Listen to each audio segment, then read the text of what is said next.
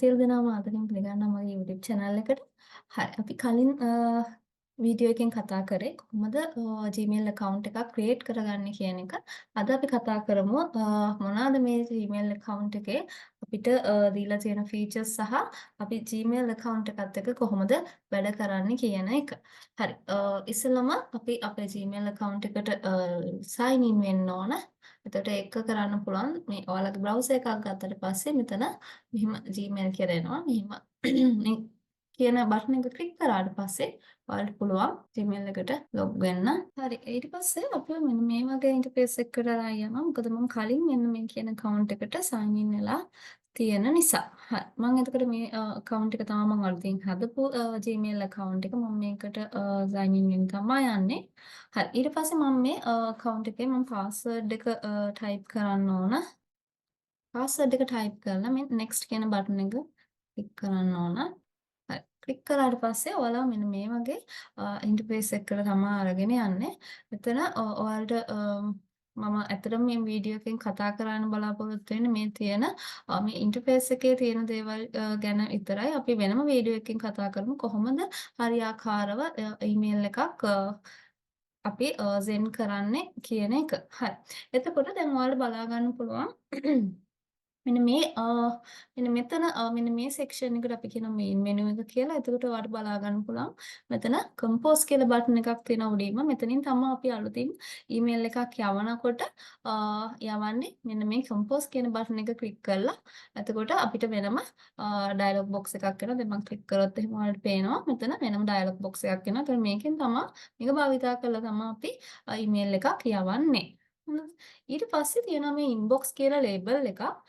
ඔයාලට බලා ගන්න පුළුවන් මෙන්න මෙතන එක කියලා තියෙනවා. මෙන්න මේ label එක ඉස්සරහා එක කියලා තියෙනවා. ඒ කියන්නේ අපි දැනට කියවපු නැති emails කීයක් තියෙනවද කියන එක. දැන් ඔයාලට බලා ගන්න පුළුවන් මේ මෙතන මේ primary කියන section එකේ මොකද වෙලා තියෙන්නේ මෙතන එකක් තියෙනවා මේ bold වෙලා නේ. කළු පාටින් bold වෙලා තියෙනවා. අනිත් email එක bold වෙලා නැහැ. ඒ කියන්නේ දැන් මෙන්න මේක අපි දැනටම කියවපු email එකක්. හැබැයි මේක තාම read කරලා නැහැ. ඒ කියන්නේ unread mail එකක්. ඒකයි මේ unread mails කීයක් තියෙනවද කියන එක තමයි මෙන්න මෙතන මේ inbox label එකේ මෙතන සඳහන් කරන්නේ. සෑහෙන mails ගානක් කියවලා නැත්නම් මේ වෙනකොට මෙතන ලොකු number එකක් තියෙන්න පුළුවන්. ඊට පස්සේ දැන් inbox එකනේ. ඊට පස්සේ තියෙනවා මෙතන start කියලා තව label එකක්. එතන මේ start කියන label එක අපි භාවිතා කරන්නේ මොකටද? අපිට පුළුවන් මේක දැන් අපේ මොනවා හරි important mail එකක් තියෙනවා නම් අපිට පුළුවන් මෙන්න මේ start කියන label එකට add කරන්න. add කරාට පස්සේ අපිට ලේසියෙන් ඒ අදාළ email එක හොයාගන්න පුළුවන්. අන්න ඒක තමයි මේ start කියන label එකේ පහසුව. ඔයාලට බලන්න පුළුවන් මේ inbox කියන එකේ label එකේ මම මේ unread කරපු mail එක මම read කරන්නම්. read කරාට පස්සේ ඔයාලා දැක්කද මේ inbox කියන එකේ මෙන්න මෙතන තියෙන number 1 කියන එක. ඒ කියන්නේ එකක් කියලා තිබ්බනේ unread messages එකක් කියලා තිබ්බා. ඒක නැති වෙලා ගියා. හරිද? ඊට පස්සේ දැන් මෙතන මේ email එක ගත්තොත් එහෙම ඔයාලට බලා ගන්න පුළුවන් මේ email එකේ details ටික මෙන්න මෙතන මෙන්න මේ තියෙන arrow එක ක්ලික් කරාට පස්සේ කාගෙන්ද ඇවිත් තියෙන්නේ කාටද ඇවිත් තියෙන්නේ වගේම ඒ දවස මොකෙන්ද ඇවිල්ලා තියෙන්නේ මේල් කරලා තියෙන්නේ සබ්ජෙක්ට් එක මොකද්ද මෙන්න මේ කියන විස්තර මේ මේල් එකට අදාළව විස්තර ටික මෙන්න මෙතනින් බලා ගන්න පුළුවන්. ඒ වගේම දැන් ඔයාලට පුළුවන් මේ ඇවිත් තියෙන මේල් එකට රිප්ලයි එකක් දාන්න මෙන්න මෙතනින් රිප්ලයි බටන් එක ක්ලික් කරලා.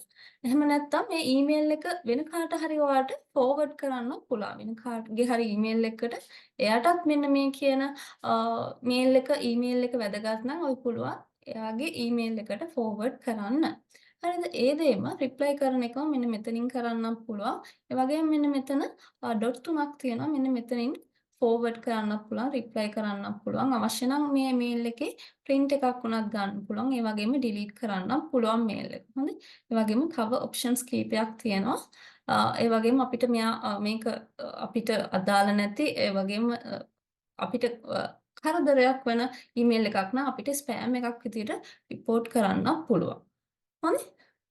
ඊට පස්සේ දැන් මෙන්න මෙතනට ගියාට පස්සේ බලන්න මේ මෙතන මේ අපි මේල් එක උඩ මේ ඇවිත් තියෙන මේල් එක උඩ ක්ලික් කරාට පස්සේ මෙතනක් තියෙනවා ඩිලීට් ඔප්ෂන් එකක්. අපිට එතනිනුත් මේ එක ඩිලීට් කරන්න පුළුවන්.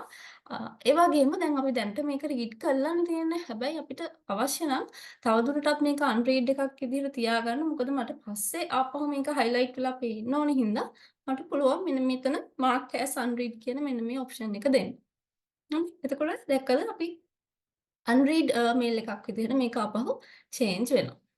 හොඳ ඊට පස්සේ මේක අපිට ඕනනම් අපිට පුළුවන් මේක ස්ටාර්ට් කරන්න. කියන්නේ මෙන්න මේ ස්ටාර් කියන ලේබල් එකට. මේක හරිම වැදගත් මේල් එකක් නම් අපිට පුළුවන් ඒක ස්ටාර් විදිහට සෙට් කරන්න. දැන් මේක උඩ ක්ලික් කරාට පස්සේ ඔයාලට පේනවා මේ මෙතන තරුව කහ පාට වෙලා තියෙනවා. ඒ වගේම ඔයාලට ගිහින් බලා ගන්න පුළුවන් මේ මේල් එක මෙන්න මේ ස්ටාර්ට් කියන ලේබල් එකට ඇවිල්ලා තියෙනවා.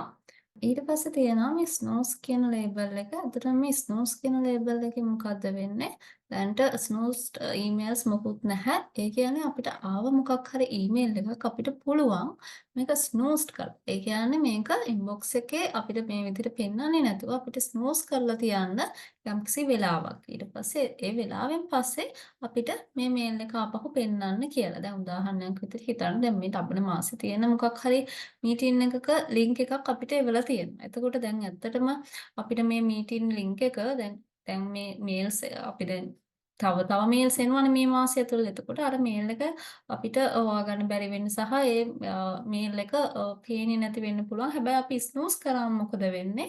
අපිට පුළුවන් මේක තව මාසෙකින් වුණත් එහෙම නැත්නම් මේ ඊමේල් එක තව අවුරුද්දකින් වුණත් අපිට ඩේට් එක සහ ටයිම් එක මෙතනින් දීලා අපිට පුළුවන් මේක ස්නූස් කරලා තියාගන්න. දැන් ඕනනම් හෙට අනිද්දා නම් මෙතනින් අපිට තෝරන්න පුළුවන්. එහෙම නැතුව ඩේට් එකක් සහ ටයිම් එකක් තෝරනවා නම් අපිට පුළුවන් දැන් මේ මාර්තුනේ මම අප්‍රේල් මාසේ 17 කියලා තෝරනවා. ඉතින් මට තව මාසෙකින් මට මේ ඊමේල් එක පේන්න ඕන ඉන්බොක්ස් එකේ. එතකම් මේක ස්නූස් කරලා තියාගන්න කියලා තමයි මම කියන්නේ. කළා සේව් කරාම බලන්න දැන් මේ ඊමේල් එක මෙතනින් ගියා. ඒ වගේම අපිට ඕන නම් මෙතන මේ conversation snoozed මේක undo බටන් එක ක්ලික් කරලා ආපහු ඒක අපි අතින් වැරදීමකින් නම් උනේ අපිට ආපහු undo කරන්න පුළුවන්.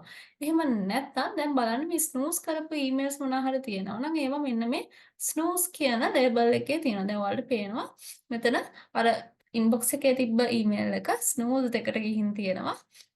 ඊට පස්සේ මේක අපිට මෙතන දැන් ඔයාලට පේනවා මේ මෙතන අප්‍රේල් 17 තමයි ආපහු මේක පිය වෙන්නේ. දැන් මම මේක උඩ ආපහු ස්නූස් එක උඩ ක්ලික් කරලා මම අන්සූස් කියලා දැම්මොත් එහෙනම් මොකද වෙන්නේ? ආපහු මේ ඊමේල් එක ඉන්බොක්ස් එකේ පේනවා. හරි. එතකොට ස්නූස් කියන ලේබල් එකේ ප්‍රයෝජනය ඒක තමයි. ඊට පස්සේ මේ සෙන්ඩ් එකේ තමයි අපි කාට හරි යවපු ඊමේල්ස් තියෙන්නේ. ඒ කියන්නේ දැන් මම කාට හරි දැන් මේල් එකක් යවුවා නම් ඒ මේල් එකට අදාළ ඩීටේල්ස් ටික තියෙන මෙන්න මේ සෙන්ඩ් එකේ. ඒ වගේම ඩ්‍රාෆ්ට් එක. අපි මොකක් හරි මේල් එකක් ටයිප් කරන්න පටන් අරගෙන ඒක අපි සෙන්ඩ් කරන්නේ නැතුව ඒක ඩිස්කාඩ් කරන්නේ නැතුව තියලා තියෙනවා නම් අන්න ඒ වගේ ඊමේල්ස් යන්නේ මෙන්න මේ ඩ්‍රාෆ්ට් කියන එකද. මොකද මම ඉස්සෙල්ලා මෙන්න මෙහෙම ඊමේල් එකක් ටයිප් කරන්න හැදුවා. ඒතර ඒක මෙතන ඩ්‍රාෆ්ට් එකට ගිහිල්ලා තියෙනවා. ඊට පස්සේ මෙන්න මෙතන මෝ කියලා ලේබල් එකක් තියෙනවා. මෙතන ඒක උඩ ක්ලික් කරාට පස්සේ මේ තව මෙතන ලේබල්ස් කීපයක් තියෙනවා. ඉම්පෝර්ටන්ට් ලේබල් එකට ඕනනම් අපිට ඇඩ් කරන්න පුළුවන් ඊමේල්ස් තියෙනවා නම් ඊට පස්සේ chats ඊට පස්සේ ෂෙඩියුල් අපිට පුළුවන් ෂෙඩියුල් කරලා මේල්ස් සෙන්ඩ් කරන්න.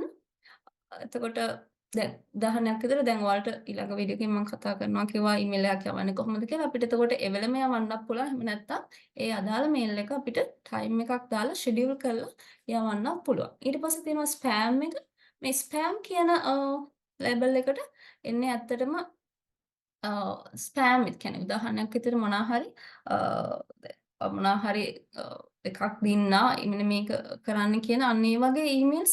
එතකොට ඒවා ඇත්තටම ස්පෑම් විදිහට කවුරු හරි රිපෝට් කරපු ඊමේල්ස් තමයි මේ ස්පෑම් එකට එන්නේ. සමහර වෙලාවට එහෙම නොවන ඊමේල්ස් උත් මේ ස්පෑම් කියන ෆෝල්ඩර් එකට එන්න පුළුවන්. එහෙම වුණොත් ඔයාලට පුළුවන් මේ ස්පෑම් එක බලලා ඒවා ස්පෑම් නෙවෙයි කියලා රිපෝට් කරලා අපේ ඉන්බොක්ස් එකට ගන්නත් පුළුවන්. ඊට පස්සේ මේ ස්පෑම් එකේ තියෙන ඊමේල්ස් උත් දවස් 30ක් ඇතුළත ඔටෝමැටිකලි ඩිලීට් වෙනවා. ඊට පස්සේ මේ ට්‍රෑෂ් කියන ෆෝල්ඩර් එකට එන්නේ අපි මොනවා හරි ඊමේල්ස් ඩිලීට් කරා නම් අන්න ඒ ඊමේල්ස් ටික මෙන්න මේ ට්‍රෑෂ් කියන ෆෝල්ඩර් එකට එනවා. එතකොට ඒ ඊමේල්ස් උත් දවස් 30ක් ඇතුළත ඔටෝමැටිකලි ඩිලීට් වෙලා යනවා. ඊට පස්සේ අපිට ඕන නම් අපිට වෙනම ලේබල්ස් හදාගන්න පුළුවන් මේ තියෙන ලේබල්ස් වලට අමතරව. අපිට මෙතන create new label දීලා අපිට අලුතින් ලේබල් එකක් ඔන්න අපේ නම එහෙම නැත්නම් මොකක් හරි දැන් උදාහරණයක් විදිහට හිතන්නකෝ ඔයාලට මොකක් හරි ප්‍රොජෙක්ට් එකකට අදාළව ඊමේල්ස් ටික ඔක්කොම එක ලේබල් එකක් ඇතුළට දාගන්න ඕන නම් ඔයාලට පුළුවන් මේ ප්‍රොජෙක්ට් එකට අදාළව නමින් මෙතන ලේබල් එකක් ක්‍රියේට් කරලා ඒක ඇතුළට අර එන ඉන්බොක්ස් එකේ එන මේල්ස් ටික මේකට දාගන්න. ඊට පස්සේ මෙතන මේ ඉන්බොක්ස් එකට ගියාට පස්සේ බලන්න පුළුවන් මෙතන තියෙන ටැබ්ස් තුනක්. ප්‍රයිමරි ටැබ් එකට තමයි සාමාන්‍යයෙන් අපේ ඊමේල්ස් එන්නේ. ඒ වගේම මෙතන තියෙන ප්‍රොමෝෂන්ස් කියලා ටැබ් එකක්. මේ ප්‍රොමෝෂන් ටැබ් එකට එන්නේ මොනවා හරි මාකටිං එහෙම නැත්නම් මොනවා හරි ප්‍රොමෝෂනල් ඊමේල්ස් තමයි ඇවිත් ඉන්නේ. දැන් උදාහරණයක් විදිහට බලන්න. මේ මෙතන මේ මට දැනට ඊමේල්ස් දෙකක් ඇවිත් තියෙනවා. මේ godaddy.com එකෙනුයි grammarly එකෙනුයි. එතකොට මෙයාලගේ ප්‍රොමෝෂන්ස් තමයි මේ ප්‍රොමෝෂන් ඊමේල්ස් තමයි ඇත්තටම මෙතනට එන්නේ. හොඳද? එතකොට දැන් අපිට ඕන නම් මේ ප්‍රොමෝෂන් කියන ටැබ් එක අපිට හරි කරදරයි වගේ නම් අපිට ඒක අයින් කරන්න පුළුවන් සෙටින්ග්ස් වලට ගිහිල්ලා. හරි? ඉන්බොක්ස් සෙටින්ග්ස් වලට ගිහිල්ලා මෙන්න මේ කියන ටැබ් එක අයින් කරන්න පුළුවන්. ඒ වගේම මෙන්න මේ සෝෂල් ටැබ් එක සෝෂල් ටැබ් එකේ තියෙන්නේ ඊමේල්ස් සෝෂල් නෙට්වර්ක්ස් වලට අදාළ ඊමේල්ස් තමයි එන්නේ. සෝෂල් මීඩියා සයිට්ස් ඒ වගේම තව මොනවා හරි තියෙන සෝෂල් මීඩියා සයිට්ස් වලින් එන ඊමේල්ස් තමයි. දැන්ට මේ මට එකක් ඇවිත් තියෙනවා. සෝෂල් මීඩියා සයිට්ස් වලින් එන ඊමේල්ස් තමයි. දැන් උදාහරණයක් විදිහට ඔයාලා මේ account එකේ මේ ඊමේල් account එකේ ඔයාලා මොකක් හරි Facebook එකට වගේ කනෙක්ට් වෙලා ඉන්නවා නම් එතකොට Facebook එකේ notification මෙතන social tab එකේ මෙන්න මෙතන mails විදිහට පෙන්නනවා. හරිද? ඒ වගේම මෙන්න මෙතන ඔයාලට බලා ගන්න පුළුවන් 0 GB of 15 GB used. සාමාන්‍යයෙන් Gmail account එකක් හැදුවට පස්සේ අපිට හම්බ වෙනවා cloud space එකක් GB 15ක. එතකොට මේ space එක අපිට use කරන්න පුළුවන්. දැන් GB 15ට වැඩි space එකක් ගිහින් තියෙනවා නම් අපිට පුළුවන් තව පොඩි ගෙවීමක් කරලා තව space එකක් අපිට සල්ලි දීලා ගන්න පුළුවන්. හරිද? එතකොට දැන් මේකත් එක්කම Gmail account එකත් එක්කම ඇත්තටම කතා කරන්න ඕන මාතෘකාවක් තමයි මේ Google apps ටිකක් අපිට හම්බ වෙනවා. දැන් මෙන්න මෙතන මේ තියෙන්නේ Google apps වලට බලා ගන්න පුළුවන්. මෙතන තියෙනවා Google Calendar, Google Keep, හරි Google Contacts. හරිද? එතකොට ඒ වගේම මෙන්න මෙතන තියෙන මෙන්න මේ .9 උඩ ක්ලික් කරාට පස්සේ මෙතන බලා ගන්න පුළුවන්. ඔයාලා මේ හදපු Gmail account එකට අදාළව අපිට පාවිච්චි කරන්න පුළුවන් Google apps ගොඩක් තියෙනවා. දැන් Google Docs, Google Sheets, දැන් මේ Google Doc එක සමානයි Microsoft Word එකට, ඒ වගේම spreadsheet එක sheet සමානයි Microsoft Excel වලට, ඒ වගේම Google Slides, PowerPoint. ඊට පස්සේ මෙතන අපේ Gmail account එකට හම්බෙන මෙන්න මේ කියන space එක අපිට මෙන්න මේ Google Drive එක හරහාත් use කරන්න පුළුවන්. අපි මේ ඇප්ස් ගැන තව වෙන වීඩියෝ එකකින් කතා කරමු. දැන් මම ඔයාලට ගිහිල්ලා පෙන්නුවේ මේ Google Drive එක. දැන් Drive එකට ගියාම මෙන්න මේ වගේ ඉන්ටර්ෆේස් එකක් තමයි තියෙන්නේ. එතකොට ඔයාලට පුළුවන් ඔයාගේ තියෙන මොනවා හරි ඩොකියුමන්ට්ස් මේ Drive එකට අප්ලෝඩ් කරලා තියාගන්න. දැන් එතකොට ඕනම තැනකදී මේ අප්ලෝඩ් කරපු ඩොකියුමන්ට්ස් ඇක්සස් කිරීමේ හැකියාව තියෙනවා. ඒ වගේම කෙලින්ම ඔයාගේ ඊමේල් එකට එන මොනවා හරි attachments මොනවා හරි දැන් මේ ඊමේල් එකත් එක්ක attachment මොනවා හරි ආවා නම් ඒවා අපිට කෙලින්ම අපේ drive එකටම share කරන්න save කරන්න පුළුවන්. හරි. එතකොට මේ වීඩියෝ එකෙන් ඇත්තටම මම කතා කරන්න බලාපොරොත්තු වෙන්නේ ඔන්න ඔය කියන ටික. අපි ඊළඟ වීඩියෝ එකෙන් කතා කරමු කොහොමද හරියාකාරව ඊමේල් එකක් යවන්නේ කියන එක.